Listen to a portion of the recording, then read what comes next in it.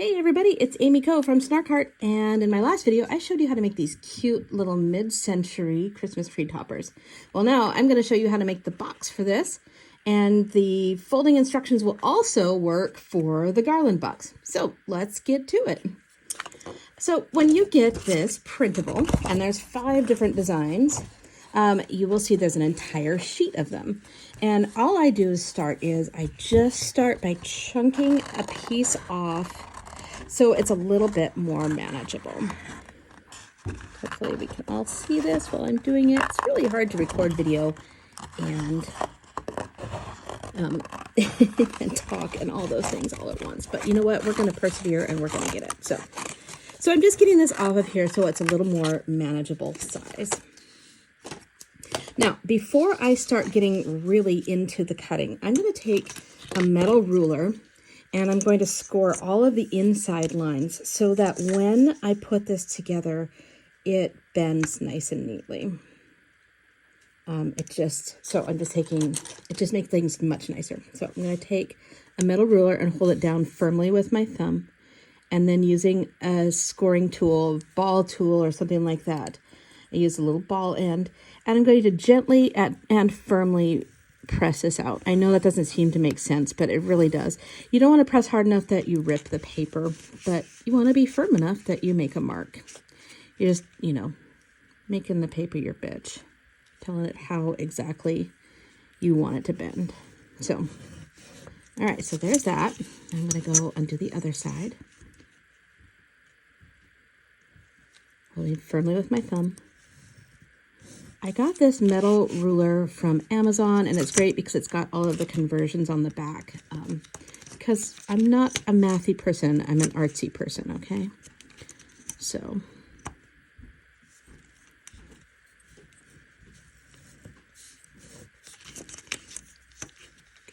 if I can figure out how to speed this up in post, I will, because this is one of the boring parts, but we're not there quite yet. Hopefully in early 2024, I will learn how to edit videos better. In fact, I'm going to have to because it's going to be the year of the video. So there. Okay. So I have now scored this. I'm going to take my big scissors and just come in and do the tighter cut. Note, I'm not worrying about these little pointy parts yet. I'm going to come back in here with my embroidery scissors and snip those out in a minute here. There might be easier ways. Oh, and there are easier ways, actually. You can use these on your digital die cutting system, like your Silhouette, Cricut, any of those kind of things. I happen to have lost the cord to my Cricut at the moment, so you get to watch me do this the old-fashioned way. I was going to say the hard way, but it's not really hard. It's just a tiny bit more time-consuming. As you can see, I'm not being the world's most careful person. I want to be fairly careful, but, at this scale, it's not a huge deal. So these little guys, these boxes are available in my Etsy. It comes with 5 different box designs and different colors, more so than, say, the free ones that you got if you joined my mailing list and got the free ones. So please make sure you check out the Etsy to buy all these cute little boxes. And of course, look at YouTube too. If you didn't see the video for making the tree topper, you want to check that out as well. So I'm just coming in here with my little tiny snippy scissors and snipping all of these little triangles out. You don't have to be super duper careful about getting them off of there. When you fold it, they will pop out. So, and if they don't, well, you figure it out later. Okay, so when it comes to folding this, I like to fold inwards first in case it's going to crack my printing or anything like that. Additionally, I like to fold the pieces around the window first because these little lines are a little bit delicate. When I looked at vintage boxes for Christmas tree toppers, it did have a very small line here. So I'm just going to go gently in and out. In and out. So now at this point, I'm going to take and snip out the center of this. Again, if you had your digital die cutter, this would be the tits, but I don't at the moment. So I'm just going to cape. Now, I'm not going to snip all the way up to the edge of the white. I'm actually going to leave just a tiny border. That's going to give it a little more strength, and it's also going to give it a little bit of visual interest.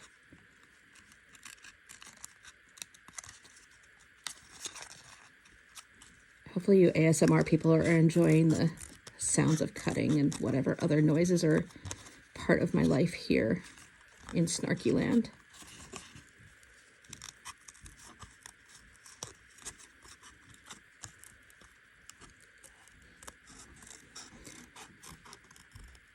Okay, so now we have little window cut out. Okay, so for the next step, I actually just decided I'm going to make a little template for you all so you have an easy way to cut out your plastic. This is some plastic packaging. Oddly enough, it actually came from a larger set of ornaments, actual real-sized ornaments for my tree. So this is kind of a semi-rigid plastic, but not real hard. I've seen lettuce containers, food containers, all of that kind of stuff. That would work great for using for your window on your packaging. So you will see that there will be templates for you to download to cut, and this will be in the file later on. So I'm just going to take a fine Sharpie, fine tip Sharpie that is, and trace around my template.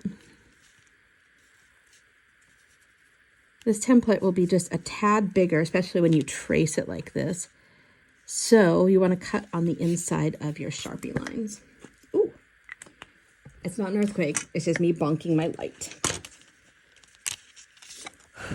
Blow on that so it dries out a little.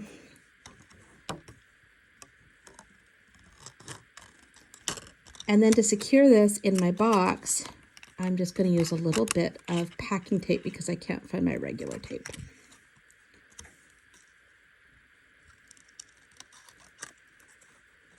Universe willing, this works, and I don't look like a total idiot on camera.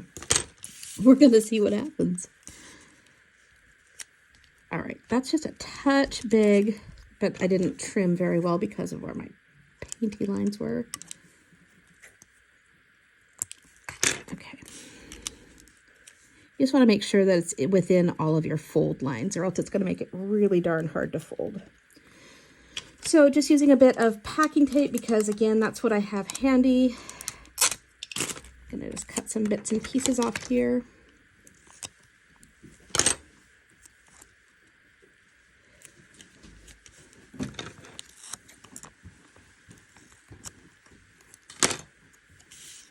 Taping this in.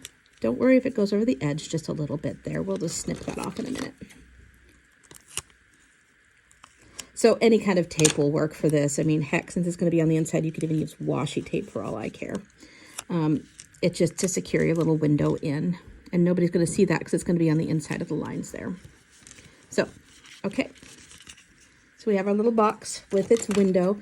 The window is optional, but it just goes a little ways towards making these look a little more realistic. So the next step, I'm going to fold this little lip over.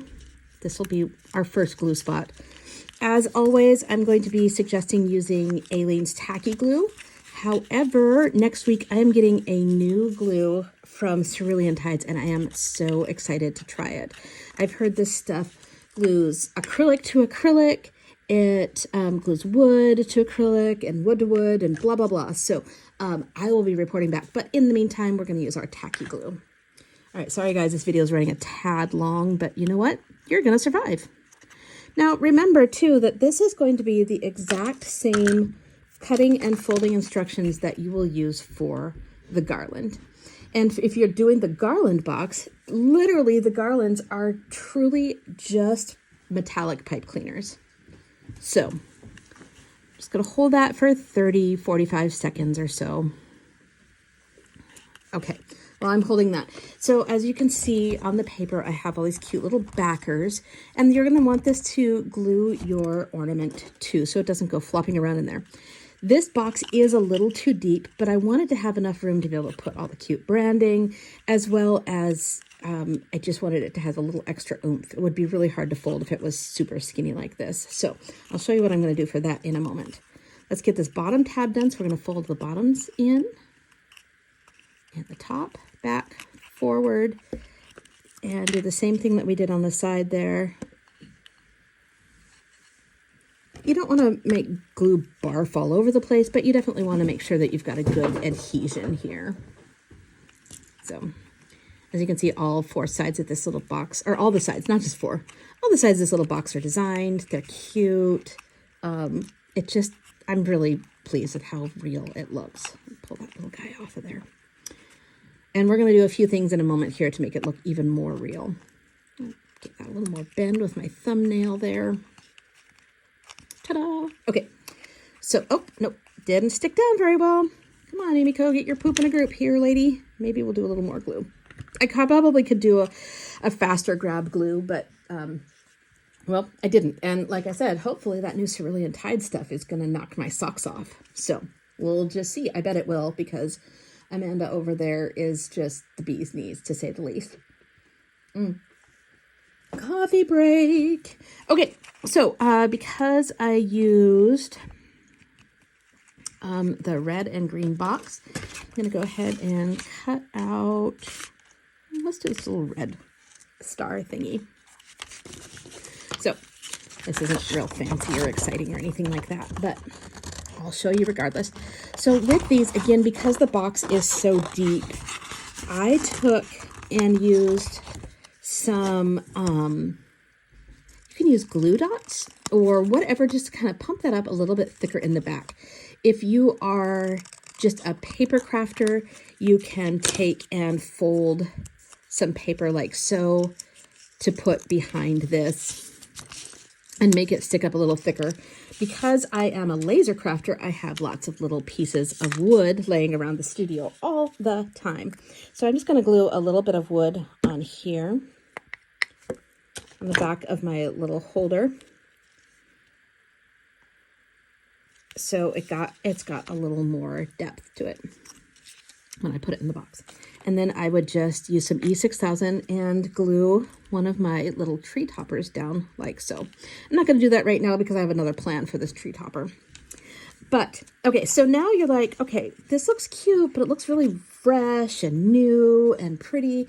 And, well, something that old wouldn't look like that. So I'm going to show you how I use, if I can find them, some of, oh, here we go. I'm going to use a little bit of brown ink here to distress the edges and make these really look like it's old. Now, if I can find my little spongy tool here, that would be the bomb. Okay, cool. So using a little dauber, you can use a makeup brush, a makeup sponge, any of those kind of things. I got these guys. They're really handy because, as you can see, it fits on my finger. It's even more useful than putting olives on your fingers at Thanksgiving time. Maybe that was just me. I don't think it was just me. I bet you guys did that too. So let's say I've got this all put together and I've got my cute little ornament in the box and life is good. I'm just going to take this and daub it down and start using a little bit of brown ink to kind of gently rub on the edges so it looks like it's aged paper. It's dirty because people have fiddled with it over the years. Don't worry if you get any on the window, it'll just wipe off later. Get around the edges where you would just naturally see aging. The oils from people's hands would kind of make it look older. See, look at the difference between this looking like the real deal versus brand new and shiny. It's really cute. Let me see here. I'll show you side to side, side by side.